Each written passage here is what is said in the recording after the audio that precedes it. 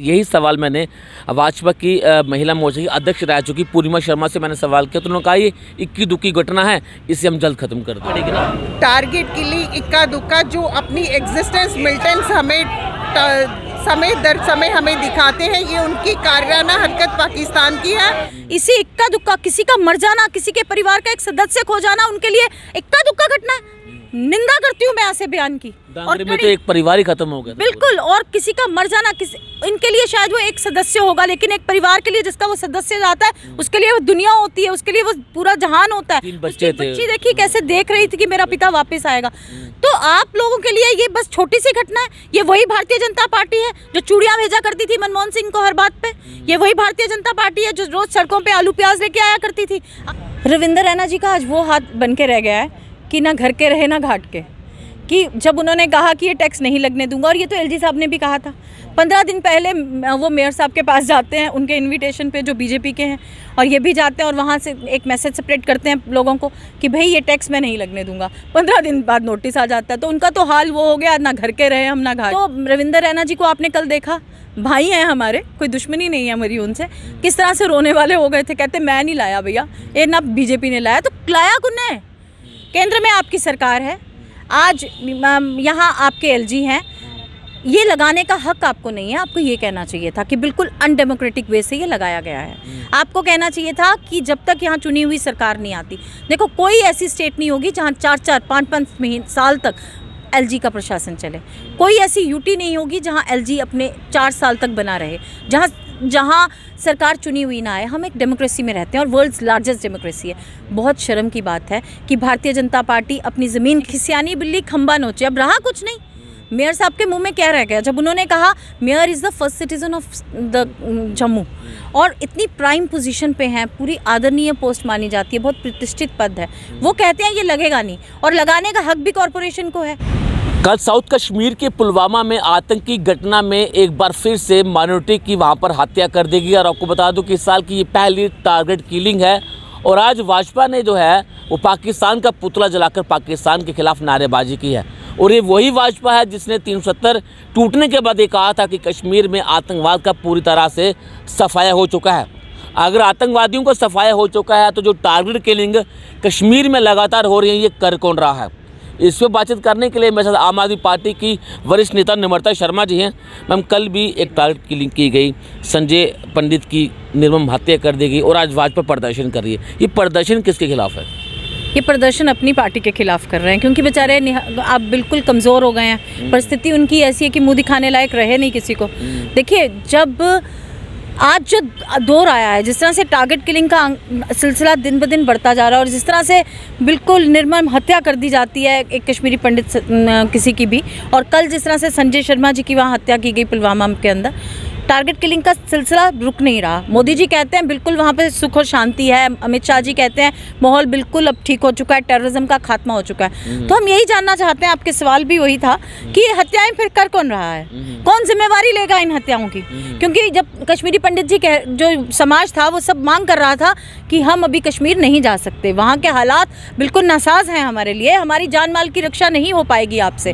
तो वहीं एलजी साहब जो यहाँ बैठे हैं वो कहते थे कि आप जाइए, आपकी तनख्वाहें बंद कर दी जाएंगी। और शिवरात्रि जैसे बड़े पर्व की, जिसको हिंदू समाज बहुत खुशी से मनाता है, और विशेषकर अगर पंडित समाज की हम बात करें, उनके लिए एक बहुत बड़ा दिन था, दिवस था, उत्सव था, उस पर भी उनको तनख्वाहें नहीं दी जाती और मजबूर किया जाता है कि वो वहाँ जाके घाटी में अपनी सेवाएं दें। तो जिस तरह से वो एक सिक्योरिटी गार्ड थे जेके बैंक में, वो वहीं पे थे, और जिस तरह बाजार गए और उनकी हत्या कर दी गई। टारगेट किलिंग दिन ब दिन आंकड़ा बढ़ता जा रहा है। पिछले साल से इस वर्ष तक तकरीबन 75-70 लोग मार दिए गए हैं, चाहे वो रिजर्व कैटेगरी के हों, चाहे वो ये कश्मीरी पंडित समाज के हों, और ना जाने हमारे कितने फौजी भाई शहीद हुए वहाँ पे हमारी सरहदों के अंदर।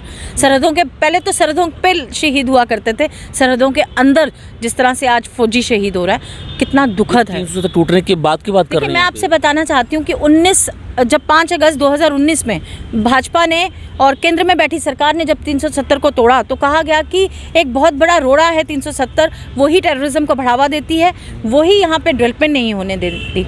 आज हम पूछना चाहते हैं कि जिस तरह रजौरी डुंगरी के अंदर ये घटना हो जाती है, वहाँ पे टारगेट किलिंग की जाती है हिंदू फैमिलीज़ की, माइनॉरिटीज़ की, आज फिर ये जो सिलसिलेवार आतंक का जो दौर है वो फिर शुरू हो गया है कश्मीर के अंदर, और जिस तरह से कश्मीरी पंडित माइनॉरिटीज़ को जिस तरह से आज वहाँ टारगेट किया जा रहा है और भाजपा बिल्कुल वहाँ चुप होकर बैठी है। आखिर इन जो कत्ल हो रहे हैं वहाँ पे कश्मीरी पंडित के और बेरहमी से जो मारा जा रहा है, इन कत्ल की जिम्मेवारी लेगा कौन? टेररिस्ट ऑर्गेनाइजेशन तो लेंगी, चलो पाकिस्तान कर रहा है, हम जानते हैं कि पाकिस्तान की नासाज जो कोशिशें हैं उस नापाक मुल्क की चलती रही हैं शुरू से। चाइना हम पे अटैक करता है, लेकिन हम अपने लोगों को मरने के लिए छोड़ दें? जो सरकार अपने लोगों को जान माल की सुरक्षा ना कर सके उसको बने रहने का कोई हक नहीं है। आपने ये सवाल खड़ा किया कि इसकी जिम्मेवारी कौन लेगा। आज यही सवाल मैंने भाजपा की महिला मोर्चा की अध्यक्ष रह चुकी पूर्णिमा शर्मा से मैंने सवाल किया, तो उन्होंने कहा ये इक्की दुक्की घटना है, इसे हम जल्द खत्म कर देंगे। देखिए यही तो बात है, उनको पीड़ा ही नहीं है किसी की, उनको पीड़ा आज अपने समाज की नहीं है। देखिए आज जिस तरह से जम्मू के अंदर बर्बरतापूर्वक व्यवहार किया जा रहा है इस एडमिनिस्ट्रेशन का, उसके प्रति भी उनका यही कहना है कि इक्का दुक्का घटनाएं हैं। इसी इक्का दुक्का किसी का मर जाना, किसी के परिवार का एक सदस्य खो जाना उनके लिए इक्का दुक्का घटना है। निंदा करती हूँ मैं ऐसे बयान की। और में तो एक परिवार ही खत्म हो गया बिल्कुल, और किसी का मर जाना इनके लिए शायद वो एक सदस्य होगा, लेकिन एक परिवार के लिए जिसका वो सदस्य जाता है उसके लिए वो दुनिया होती है, उसके लिए वो पूरा जहान होता है। 3 बच्चे थे, बच्ची देखिए कैसे देख रही थी कि मेरा पिता वापस आएगा। तो आप लोगों के लिए ये बस छोटी सी घटना है। ये वही भारतीय जनता पार्टी है जो चूड़ियां भेजा करती थी मनमोहन सिंह को हर बात पे। ये वही भारतीय जनता पार्टी है जो रोज सड़कों पे आलू प्याज लेके आया करती थी, आज वो कहती है कि इक्का दुक्का घटना है। ये तो उनकी दोहरी नीति है कि हम बाहर भी आके दिखा दें कि हम पाकिस्तान के खिलाफ। अरे तुम तो पाकिस्तान जब तारीफ करता है मोदी जी की तो कहते हो पाकिस्तान आज तारीफ कर रहा है, आज आप पाकिस्तान का पुतला फूंकते हो। और छोड़ो पाकिस्तान को, पाकिस्तान वो मुल्क है जो अपने लोगों को रोटी भी नहीं खिला पा रहा। हम पाकिस्तान से कंपैरिजन नहीं करते अपने आप को। भारत एक आगे बढ़ने वाला विश्व देश है और विश्व में अपना नाम है भारत का, और वो तब भी था जब भारतीय जनता पार्टी नहीं थी। ये वही पार्टी है जिसका स्वतंत्रता संग्राम में भी कोई हाथ नहीं था। महंगाई करके, भ्रष्टाचार करके, बेटी बचाओ करके ये सत्ता में आए। आज इनसे इन नारों पे कोई प्रश्न करे तो जवाब नहीं देते। मोदी जी ने चुप्पी साध रखी है, सिर्फ उनको है तो ये है कि किस तरह से हमने खरीद फरोख्त करनी है और किस तरह से आवाज़ जो विपक्ष की है उसको दबाया जाए। उन्होंने जो द्वेष की राजनीति का दौर और जिस तरह से राजनीति का स्तर आज पूरे देश में गिरता जा रहा है, ये अपने आप एक चिंता का विषय है। आज पूरा भारत एक नज़र बनाए हुए है मोदी जी की इन सब चीज़ों के ऊपर। जिस तरह से आप देख रहे हैं कल हमारे मनीष सिसोदिया जी को जो अरेस्ट किया गया, काले अक्षरों में लिखा जाएगा ये दिवस कि एक इंसान जो विश्व के अंदर अपना नाम बनाता है और इतिहास में लिखा जाएगा कि मनीष सिसोदिया ने कैसे रिफॉर्म्स किए एजुकेशन के अंदर। एक गरीब के बच्चे को भी एजुकेशन का हक दिया और वो भी आज डॉक्टर इंजीनियर बनने के काबिल बन पाया। वो भी एक अच्छा लॉयर, एक अच्छा इंसान बन पाएगा, अच्छा टीचर बन पाएगा। नहीं बर्दाश्त होता मोदी जी से, क्योंकि उनको अपने दोस्त को जिसके पोर्ट से करोड़ों रुपए की ड्रग्स मिलती हैं वो खुलेआम घूमता है। सीबीआई कोई कार्रवाई नहीं करती। सीबीआई कार्रवाई करती है तो उस शख्स के खिलाफ जो एक रिफॉर्मर है, जो क्रांति लाता है और जिसको पूरा विश्व जिसकी सराहना करता है, और जिसके खिलाफ आप जब इन्वेस्टिगेशन करते हैं ऑफिस के अंदर कुछ नहीं मिलता, आप उसके घर में इन्वेस्टिगेट करते हैं कुछ नहीं मिलता, आप उसके लॉकर को फरोलते हैं कुछ नहीं मिलता, पैतृक गांव जाते हैं चेक करते हैं कि कुछ कहीं वहाँ संपत्ति तो नहीं बनाई, कुछ नहीं मिलता, आप निराधार उसका अरेस्ट करते हैं, कोई गवाह नहीं। किसी को अरेस्ट करते हो भाई कोई गवाह हो, कोई सबूत हो, कोई सबूत नहीं, कोई गवाह नहीं, बस मेरी मन नहीं, मुझे पसंद नहीं, विपक्ष है। कल आज आम आदमी पार्टी के बढ़ते कदमों से, जो उनकी पावर, जो उनकी पॉलिसी है, जो उनके प्रोग्राम्स हैं, उनसे डरते हुए मोदी जी इस तरह के काम कर रहे हैं। कठपुतली बना के रख दिया है उन्होंने सीबीआई और ईडी जैसे इदारों को, अपने हाथ की कठपुतली बना के रख दिया है। और मैं पूछना चाहती हूँ सीबीआई के ऑफिसर्स से, क्या आपकी जो प्रीमियम एजेंसीज थी, क्या वो इस तरह से सिर्फ आवाज़ को दबाने का काम कर, विपक्ष की आवाज़ को दबाने के लिए बनाई गई थी? आपके इदारों पे पूरे देश की एक पूरी आपके ऊपर पूरा विश्वास था देश का, आज आपने उस विश्वास को खो दिया है। आप जिस तरह से वेपनाइज हो गए हैं मोदी जी के हाथों, बीजेपी के हाथों, आप उनके हाथ की कठपुतली और चाटुकारिता आपने किसी सीमा तक आपने पार कर दी है। तो आज बहुत दुखद है कि इदारों का भी जिस तरह से मिसयूज़ हो रहा है और जिस तरह से इन इदारों को काम करना चाहिए ये नहीं कर रहे हैं। सीबीआई और ईडी जिसका मन करता है कि विपक्ष का ये लेता है उसको पकड़ लेते हैं। हमने देखा जम्मू के अंदर जिन नेताओं पे बहुत बहुत आरोप थे, जब वो भारतीय जनता पार्टी के अंदर गए तो आज उनकी साफ छवि हो गई। इनके पास ऐसी एक वॉशिंग मशीन है, LG की है, IBM की है, किसकी है ये नहीं पता, लेकिन आज वो साफ है, आज वो पाक नेता है। लेकिन वही कुछ दिन पहले बहुत बड़े भ्रष्टाचारी थे, उनके पास बहुत ज़मीन थी, उनके बहुत सारे प्रोजेक्ट्स थे जो बंद हो रखे थे, इसी के चलते आज सब चल रहा है, सब ठीक है। तो ये जो सब चंगा है ना, अब सब मंदा होने वाला है। देखिए मैं कहती हूँ कि विनाश काल है विपरीत बुद्धि, विनाश शुरू हो गया है भारतीय जनता पार्टी का। खुद अपनी ही ये वो भस्मासुर हैं जो अपने ही सिर पे हाथ रख रहे हैं। जिस तरह से कल मनीष सिसोदिया जी की गिरफ्तारी हुई, ये आप देखिएगा कि आने वाले कल में किस तरह से जनता उनको जवाब देगी। जबकि मनीष जी ने पहले ही कह दिया था कि मुझे किसी भी समय दिल्ली पुलिस जो है वो गिरफ्तार कर सकती है या सीबीआई मुझे गिरफ्तार कर सकती है, इसका खुलासा उन्होंने पहले ही कर दिया था। देखिए, हम जानते हैं ना हमारे लोगों पे जिस तरह से आम आदमी पार्टी के हर नेता पे जिस तरह रोज़ कभी ईबीआई छापे, कभी सीबीआई छापे मार रही है, कभी ईडी छापे मारती है, हम जानते हैं, और मिलता कुछ नहीं, और फिर जबरदस्ती जबरन उनको अंदर कर दिया जाता है। उनसे पूछिए क्या सबूत हैं, किस आधार पे आपने किया। निराधार जिस तरह से हमारे लोगों का अरेस्ट हो रहा है, इसकी आम आदमी पार्टी क्या पूरा देश आज निंदा कर रहा है। बहुत निंदनीय है। हमने देखा हर ऑपोजिशन की आवाज़ को जिस तरह से आज दबाने का काम भारतीय जनता पार्टी ने किया, इस तरह से नहीं होता। विपक्ष को चलने दिया जाता है। जिस तरह से विपक्ष की आवाज़ को दबाया गया, ये हुआ था एक बार पहले भी, एक दौर आया था 1976 में, जब इंदिरा जी ने कहते हैं कि यहाँ पे इमरजेंसी लगाई, तो फिर तब इंदिरा जी जैसी लोग नहीं रहे तो इनका क्या होगा। मोदी जी आप अब तैयारी कर लीजिए। आखिरी सवाल मैं आपसे करना चाहूँगा, प्रॉपर्टी टैक्स को लेकर रविंदर रैना की चुप्पी पर आप क्या कहना चाहोगे? क्योंकि उनका एक सोशल मीडिया पर वो कुछ नहीं बोलना वो काफ़ी ज़्यादा वायरल हो रहा है। देखिए, कल एक पत्रकार उनसे पूछ रहे थे कि आपको तो कहना पड़ेगा कुछ इसके खिलाफ, तो वो कह रहे थे मैं क्या बोलूँ, मैंने लगाया, रविंदर रैना ने लगाया। रविंदर रैना जी, सत्ता आपकी है केंद्र के अंदर, मोदी जी ने भी नहीं लगाया। केंद्र के अंदर सरकार किसकी है? सरकारें लगाती हैं, और ये सिर्फ जो ये कानून है ये बनाने का हक सिर्फ चुने हुए नुमाइंदों का है।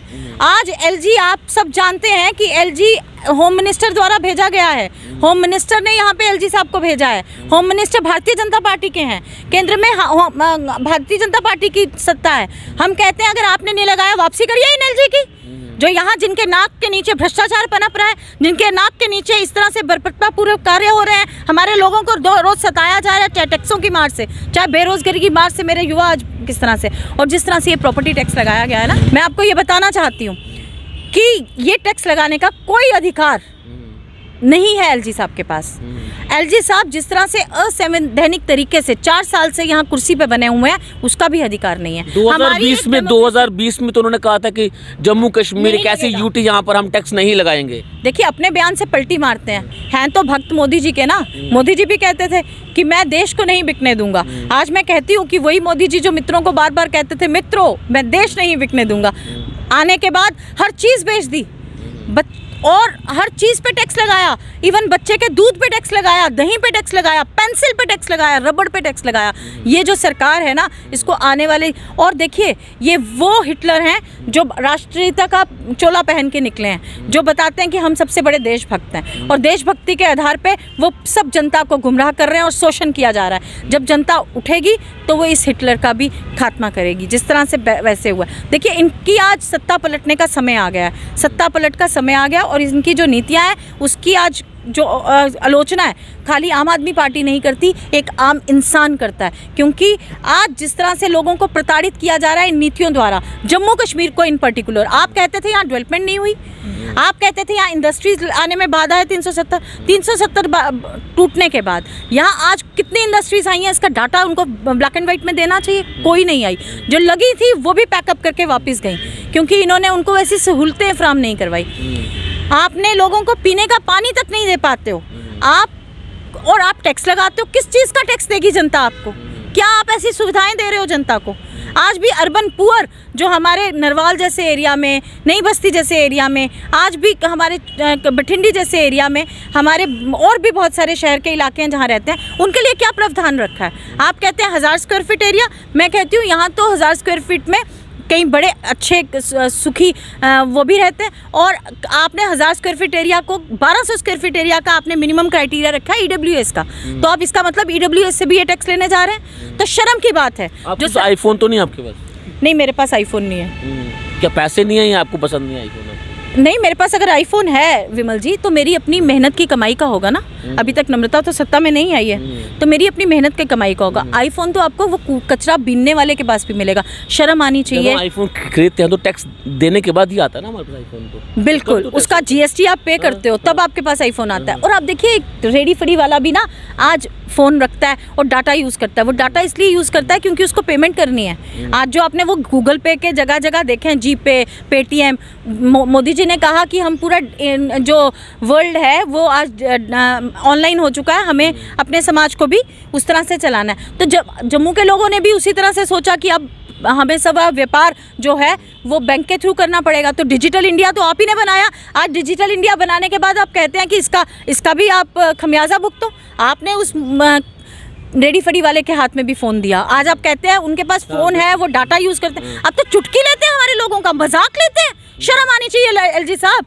और मैं तो हमेशा कहती हूँ, और मुझे एक सवाल भी पूछा जाता है, आप एलजी साहब के इतने खिलाफ क्यों हैं? मेरा पर्सनल कोई रोष नहीं है उनसे, या मेरा कुछ बिगाड़ा नहीं है उन्होंने, लेकिन जब मेरी जनता के साथ इस तरह का दुर्व्यवहार हो रहा है, बर्दाश्त नहीं होता।